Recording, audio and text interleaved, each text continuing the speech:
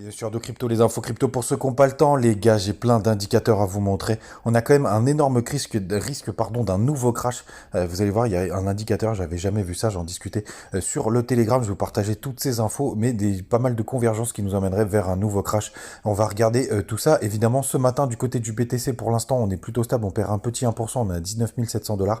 Pareil pour Ethereum, on est à 1548 dollars, on perd aussi 1%. Le reste de la map est plutôt stable à Parada avec l'annonce du fork de sa blockchain qui prend 5,4%. Comme je disais, le reste est plutôt stable. On a quand même Léo qui perd 4,3%, OKB moins 3% et Atom un peu plus en forme qui gagne 3%. Les gars, du côté du long short ratio, je n'ai jamais vu ça, je crois. De mon côté, on est à 75% de personnes qui sont en long et ça pour le coup, ça veut dire qu'on est ultra leveragé. Vous voyez, il y a beaucoup de positions qui se sont ouvertes. Vous pouvez le voir juste ici. Là, c'est les open d'interest. Et pour le coup, sur le spot, ça achète pas vraiment, voire même ça baisse. Donc là, on est vraiment en train de tendre l'élastique pour qu'il explose. J'étais tellement surpris que je suis allé regarder, et ça je le partage dans les groupes Telegram, que je suis allé regarder du côté de Bybit pour savoir à combien on était de pourcentage de long. Pour le coup, on est un peu moins puisqu'on est à 53%, 53% de long, et n'hésitez pas à aller voir, acheter un œil sur notre Telegram et nous rejoindre. Du côté des liquidations, on a quand même un gros pic à 21 000 dollars. Donc est-ce qu'on pourrait aller faire un petit tour pour monter à 21 000 et venir s'éclater au sol derrière? Ce serait un énorme piège, mais je ne sais pas si on va pouvoir satisfaire 75% des gens qui sont en longue. Bref, toutes ces informations s'accumulent.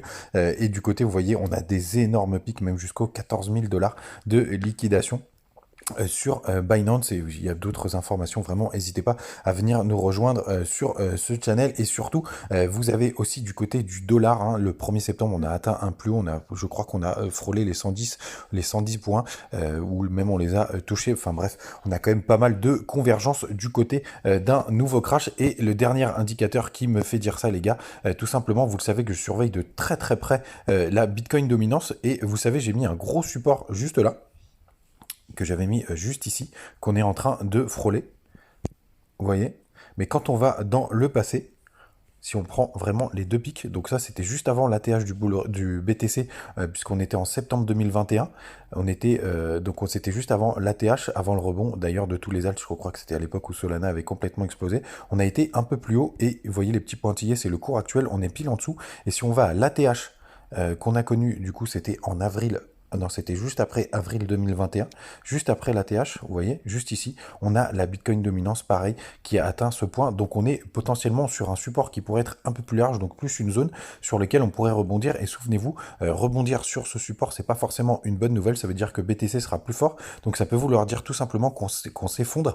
Et vous le savez, quand il y a un effondrement, le BTC recule beaucoup moins fort, les gars. Donc vraiment, faites attention. On a vraiment beaucoup d'ingrédients négatifs pour avoir justement un nouveau flush baissier. Du côté de la charte en daily, il n'y a pas grand chose. Vous voyez, on se contracte, on est quand même sur la zone de RLZ.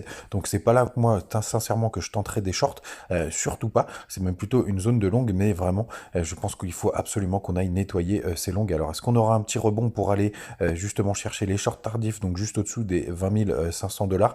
Pour l'instant, on n'a jamais réussi à le faire. Si on passe du côté du weekly, on a toujours cette possibilité, même si on a un nouveau crash, de faire un nouveau W. On va cleaner un petit peu la charte, hein. On a quand même la place de faire un nouveau W, même si on va en dessous des 18 500 dollars, qui reste ma target principale. Enfin bref, les gars, vous le savez maintenant. Il y a quand même beaucoup d'indicateurs, et qui nous empêcheraient pas d'ailleurs de repartir derrière, mais il y a beaucoup d'indicateurs pour nous indiquer un dernier flush baissier, un dernier nettoyage. Ça empêcherait pas un W sur le RSI, ça changerait pas grand chose sur le croisement MACD, et au contraire, ça pourrait même faire un double bottom, voire un beau W, les gars. Donc faites vraiment attention. Et quand on descend sur les petites time frames, là on est pile sur support. Je le partageais aussi sur le Telegram, hein.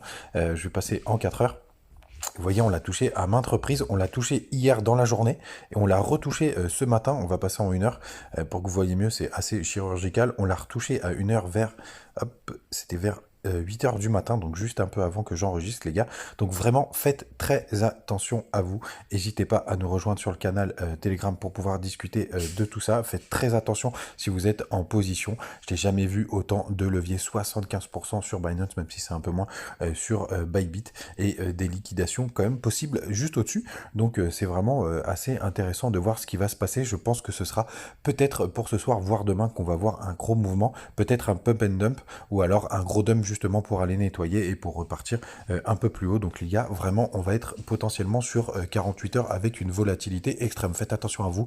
On se retrouve si jamais il y a du mouvement ce soir et à demain sinon.